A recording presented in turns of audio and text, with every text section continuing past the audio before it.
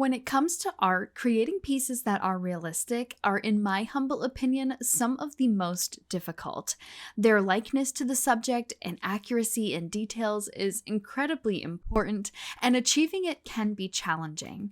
This past year, I set off on a journey to improve the realism in my paintings, but not only did I want to improve my artwork, I also challenged myself to do it within 365 days. Within that time, I came across several aspects of realistic painting that I found to be crucial in improving my art, and I want to share that with you today in hopes of helping you grow as an artist and to reach that next level with me. The first thing that comes to mind that is crucial for creating realistic artwork and something that I was absolutely awful at is color and color matching. For a long time, I struggled with color matching and my paintings always looked off. I could have the perfect proportions, but there was no way that I could find that exact perfect color within my reference and be able to recreate it for my paintings. They were always too warm, too cold, just a shade or two off, just not right. So my first tip for you today is to practice your color matching and really focus on the colors that you see and how to create them. How can you practice color matching, you ask? I found the best way to practice was to get my paints out and make different colors. Practice making colors that match a specific item in your home. For example, maybe it is an apple or the color of your favorite paintbrush handle. Or you can take a photograph and try to match all of the major colors you can within it. So you may have a photograph of a sunset that has a lot of rich pinks and oranges and purples. Really try to pick out those major colors and practice recreating them on your palette paper. I found both of these activities really helpful for me, and it's a way to train your eye and your hands into mixing colors more accurately and efficiently.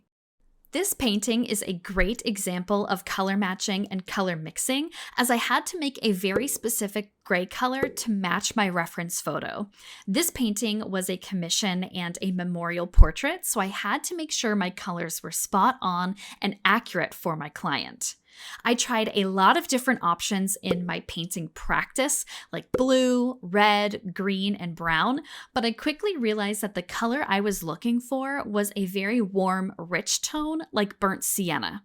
By adding burnt sienna to my gray mixture, it created a very similar color to my reference, and I was able to work with this color now throughout the entire painting. By creating accurate colors, we can make our artwork much more realistic, and this was something that I definitely undervalued throughout these last 365 days, and really my entire art career. And whether you are a beginner or a professional artist, color matching and color mixing can make or break your painting and its authenticity to the viewer. If you're struggling to color mix like I do, even with the practice, my ultra secret tip of the day is glazing with acrylic.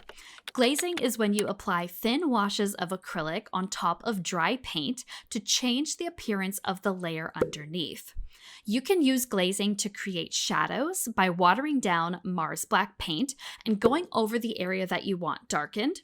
Or you can use it to add in color over top of white paint to create a brand new color. I utilized glazing for both the shadows of this cat's face and its body, as well as I added in some pops of color in the face with a bit more burnt sienna. I find glazing makes adjusting colors easier than trying to remake them entirely, and it also softens your brush strokes so that they aren't as harsh and definite. It is definitely a huge trick to help boost the realism in your painting, and I definitely recommend trying it. Enjoying today's video? Consider joining my Ko-fi program and supporting the channel. Ko-fi is an exclusive membership that allows you access to perks like behind the scenes, polls, special discounts, and prints every month. Memberships start at $2 and can be canceled at any time, and you know when you subscribe, your entire membership fee goes directly to me, the creator. Visit ko-fi.com/cassydraws to check it out. Something that I focused on this last year specifically was improving my ability to paint texture. As a wildlife artist, achieving the look of real fur and feathers within my work is crucial for it to be considered realism, and it was something that always really fell flat in my work. I knew how the textures of animals were supposed to look and how my brain perceived them, and I grasped a little bit of the concept with paint and how to do it, but it wasn't until I truly studied it and focused on it that I began to see a change in my work. If you were looking to better your realism in your paintings, what I found worked for me was to create swatches and demos of different animal species and their textures. Now, this can work with any genre, so whether you are a portrait artist, landscape painter, or a wildlife artist like me, choose a swatch of a subject up close and paint it. So is it the rough edges of a pine cone, the coarse fur of a tiger, the shiny skin on an apple? Take something that you are passionate about and create practice swatches and really work on the layering of your paint. Which way is the fur moving? How many layers will it take to achieve that look? What colors are in the palette? Practicing these very up close and specific shots of your textures can help you create a much bigger, fuller painting later on. I was absolutely amazed that my muscle memory could remember how I created that practice swatch, and when it came to creating the real thing, it was so much easier. Now, of course, paired with an excellent tutorial from YouTube, and there are thousands and millions of them out there, and maybe a how-to book or course online, you are unstoppable. It truly boils down to practice and making mistakes in order to hone your craft and paint more realistically. Now, aside from texture swatches, if you do find those boring and you are not interested, adding in new styles and shapes of your brushes can also assist you in creating better texture and realism within your work. Try adding in shaped brushes like a fan brush, a blender brush, a liner to create interesting and unique brush strokes. Oftentimes, and I am guilty of this, we fall into comfort using one brush throughout the entire painting, and I'm calling some of you out right now. You use one brush throughout the entire painting, and it can actually lead to a very flat, similar looking painting throughout the entire portrait or whatever you are working on. Switch it up. Try something new, get out of that comfort zone, and hey, you never know, you might find a new favorite. Now that we've talked about color and texture and how that can greatly improve your work, I want to discuss now something that even the most seasoned artists can struggle with, and that is lighting. When I first began painting, I was so focused on painting realistically that I was too honed in on the shape and the appearance of the subject that all of my paintings were painted in very flat lighting with no thought to the lighting conditions. You can see in these pieces, there are very minimal shadows or highlights, and there's no real spice when it comes to the brightness or the darkness of the painting. This can greatly impact the realism of the art and make it much less believable or interesting for your viewer to look at. In order to change this in my work, I decided to choose references that challenged me and had easily visible lighting conditions within it, like this one. I found that if I had a reference that I could follow closely that already had a light source within it, it made painting the light easier. I would use techniques like glazing to achieve shadows in my work and lots of layering to create gradual light within a piece. For me personally, having more layers was helpful as I could slowly highlight or shadow an area, and I didn't have to jump right into the darkest darks or the lightest lights within my painting. I wasn't and still am not that confident, so the ability to have more layers was super helpful. Something that also gave me a better understanding of light in my artwork was taking my own photographs, even of generic subjects under different lighting. So it was a huge experiment. For me, I can be a super hands-on learner, so by grabbing my camera and a few still life objects from around the house, I could practice different lighting conditions and see how they changed the look of the photograph and the object themselves.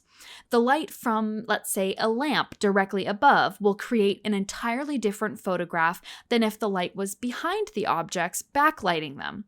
Just as we would in photography, we can take that exact same principle of light and apply them to your paintings.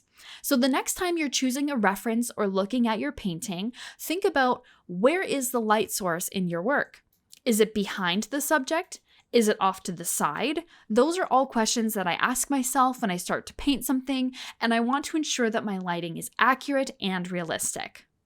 As a side note as well, while I was recording this, I had a brainwave, and I thought of something else that I didn't realize really truly helps me with painting light, and that is actually toning my canvas before I start painting. So if you recall in the beginning of this video, I actually toned the canvas that was originally an off-white color.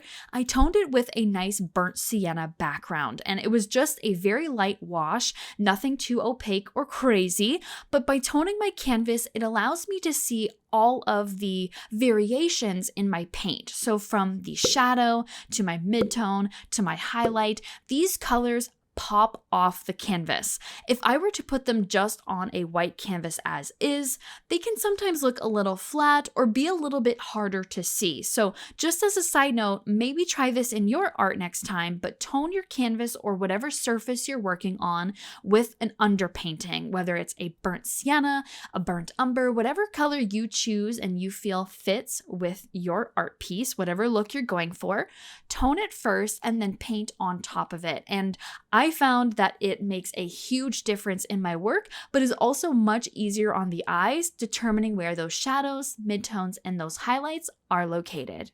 There are lots of tips and tricks that can be utilized to improve the realism in your paintings, but ultimately the best piece of advice I can give is to practice and make mistakes. For far too long, I tried to create the perfect paintings, in air quotes, and would give up when they didn't turn out how I had hoped they would. When you feel as though you are struggling in your artwork and you just can't seem to get anything right, that means you're actually growing and developing as an artist and will soon hit that next level when your painting is complete. Each piece you learn something new, and remember that. Improving is not a sprint, and you will not improve just with one painting. It is a marathon, and we are all in it for the long haul. A huge thank you to our Ko-fi members. Thank you so much for joining our community over on Ko-fi and for, of course, supporting my channel. Last but not least, a big shout out to our channel sponsors, Chartpak, Grumbacher, and Molotov for sponsoring my content. Their links can be found in the description box below, as well as places where to purchase their products for your own art toolkit. Ready to take on art commissions? Check out this video to learn all about it.